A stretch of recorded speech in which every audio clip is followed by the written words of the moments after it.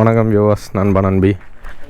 இன்றைக்கி சண்டே, ஒரு special day. After நம்ம 390யோட சர்வீஸ் முடிச்சுட்டு நம்ம வண்டியை தான் அங்கே நிப்பாட்டியிருக்கோம், தெரியுதுல்ல. இப்போ சண்டே ஈவினிங் ஏற்கனவே 10 hours போகிறதா விலாக் எடுக்கணும்னு பிளான் பண்ணியிருந்தேன். ஸோ இன்றைக்கி அது அமைஞ்சிருக்குன்னு நினைக்கிறேன். செட்டப்லாம் ரெடி ஆயாச்சு. ZX 10R அங்கே நிற்கிது. கிளம்புறோம், போயிட்டு சின்ன ஒரு விலாக் பார்க்குறோம். அதை ஓகேவா? 10R bro, hi hi. நம்ம D390 10R கேக்குதா? இது ஸ்டாக் எக்ஸாஸ்டில் இருக்குது. ஸோ அப்படியே அடக்கி தான் பேசுவோம். ஏறுறோம். ஓகே டன், போகலாம். நல்லா தான் தெரியுது, ஹெல்மெட்டில் இருந்து ஃப்ரண்ட் வரைக்கும் தெரியுது. சவுண்டு எனக்கு தெரில, நான் ஹெல்மெட் வைசர் போட்டிருக்கேன். சவுண்டு எப்படி கேட்குதுன்னு தெரில. கேட்குதா? இது ரைடிங் மோட் ஸ்விட்ச் பண்ணுறதுக்காக பைபாஸில் ஒரு இடத்துல நிப்பாட்டணும்.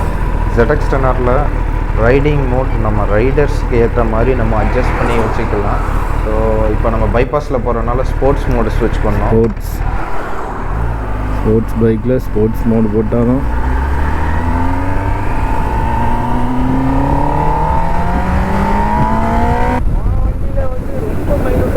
ஆமாம் ஆமாம், நார்மலாக போடுற மாதிரி. குயிக் ஷிஃப்டரோட ஒரு அட்வான்டேஜும் சேர்ந்து ZX 10Rல தரமாக இருக்குது. இப்போ நம்ம வண்டியெல்லாம் குயிக் ஷிஃப்டர் எப்படி இருக்கும் அப்படின்னா, அப்படியே விரல் வச்சு இப்படி தூக்குனாலே போதும், ஆட்டோமேட்டிக்காக உழுற மாதிரி இருக்கும். இது எப்படி அப்படின்னா, நார்மலாக நம்ம கியர் போடுற மாதிரியே அந்த ஃபீல் இருக்கும். குயிக் ஷிஃப்டரோட பலனை நம்ம இந்த டார்க்கியான வண்டியில் அனுபவிக்கலாம். ரோலர் கோஸ்டர் ரைடு இப்போ தான் நிற்கிறோம். இங்கேருந்து ஒரு ஸ்பாட்டுக்கு போகிறேன். இங்கேருந்து நான் நம்ம தான் எடுக்க போகிறோம். மிருகம் தெரியுதா? ஓகே,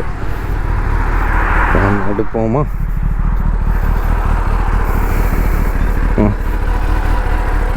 ஒரு பிளெயினில் ஏறுற மாதிரியே ஒரு ஃபீல்.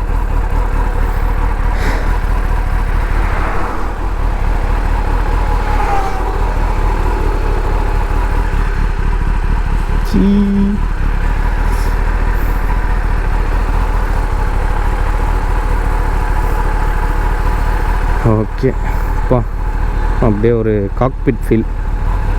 எத்தனை பேர் சொல்லி கேள்விப்பட்டிருப்போம், ஆனால் இப்போ தான் நான் விலாக்னு எடுக்கிறப்போ அதோட பலன்களெல்லாம் அப்படியே அனுபவிக்க முடியுது. சவுண்டு கேட்குதா? அது சூப்பராக இருக்குது குயிக் ஷிஃப்ட்ரு. பாருங்க, யார் டிரைவிங் ZX 10R. வண்டி ஆஃபில் இருக்கிறப்போ உட்காந்து மேலே ஏறி உட்காந்தோன்னா அப்படியே மாடு மாதிரி இருக்கும், யானை மேலே ஏறி உட்காந்த மாதிரி இருக்கும். ஆனால் ஓட்டுறப்போ அப்படியே ரொம்ப லைட்டான ஃபீல். இந்த ஹெவி பைக் ஓட்டுற ஃபீல் இப்போது சுத்தமாக இல்லை, ரொம்ப ஈஸியான ஒரு ஃபீல். வா, செம்ம ஸ்மூத்தாக இருக்குது, பயங்கர டார்க்கியம்.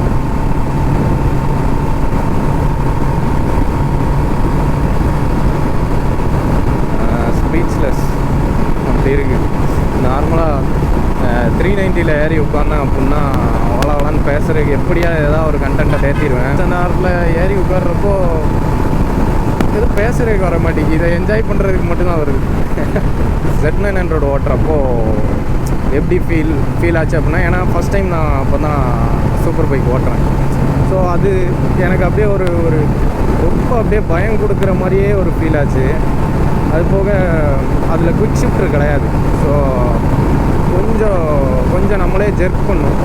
இது குயிக் ஷிஃப்டர் இருக்கிறது ரொம்ப ஈஸியாக இருக்குது. திருநெல்வேலியிலேருந்து ஒரு 40 கிலோமீட்டர் கிட்ட வந்திருக்கோம். இதுலேருந்து பக்கம்தான் கன்னியாகுமரி. அந்த ரோடு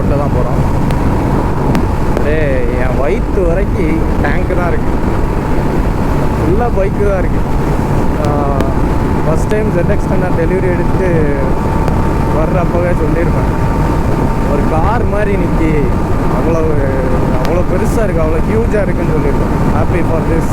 நம்மளும் சீக்கிரம் ஒரு இன்லைன் 4 வாங்குவோம். ரைடிங் பொசிஷன் ஃபுல்லாக கமிட்டட் தான். ஏன்னா இப்படி ஒரு ஸ்போர்ட்ஸ் பைக்கில் கமிட்டட் பொசிஷன் இருந்தால் தான் கரெக்டாக இருக்கும். இதுவுமே ஒரு சர்டைன் ஸ்பீடுக்கு அப்புறம் விண்ட் பிளாஸ்ட்டு. ஆனால் கரெக்டாக பக்கா ஜாக்கெட், பக்கா ஆக்சசரிஸோடு போனோம் அப்படின்னா விண்ட் பிளாஸ்ட் சுத்தமாக தெரியாது. அதுக்கேற்ற ஆக்சசரிஸ் இல்லை அப்படின்னா கண்டிப்பாக விண்ட் பிளாஸ்ட் நம்மளை செஞ்சு விட்டுரும். இதில் என்னென்ன இருக்குது அப்படிங்கிறதெல்லாம் சொன்னோன்னா நமக்கு டைம் பத்தாது. ஓட்டுற ஃபீல் எப்படி இருக்குது, வண்டியோட இந்த காக்பிட் எப்படி இருக்குது அப்படிங்கிறத பார்த்தாலே போதும். ZX-10Rலேயும் ரைடு போய் நம்ம அதை போட்டோம். Best experience. வர்ற வழியிலலாம் மைக்கு வந்து பிடுங்கிட்டு போகிற மாதிரி பாதி பிடுங்கிடுச்சு. நான் பார்த்துட்டேன், டக்குன்னு மாட்டி விட்டேன். இல்லைன்னா GoPro மைக் ஸ்வாஹா vlogs உங்களுக்கு பிடிச்சிருந்தது அப்படின்னா மறக்காமல் சப்ஸ்கிரைப் பண்ணிக்கோங்க.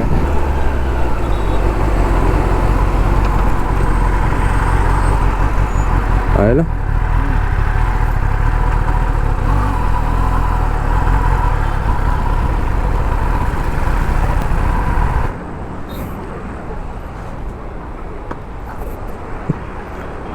ஓகே, இதோட ரைடிங் vlog நான் முடிக்கிறேன்.